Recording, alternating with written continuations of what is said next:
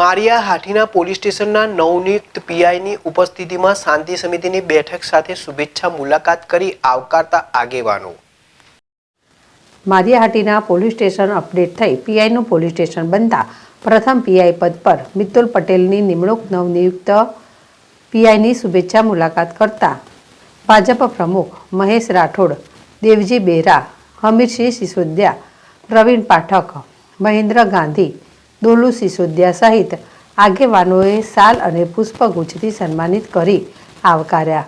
આ તકે આગામી રાષ્ટ્રીય તહેવાર 26મી જાન્યુઆરીને લઈ શાંતિ સમિતિની બેઠક સર્વે આગેવાનો સાથે કરવામાં આવી।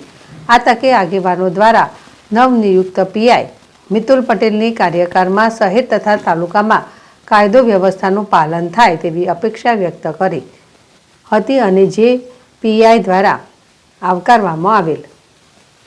પ્રતાપ સિસોદિયા, ZSTV, મારિયા હાટીના।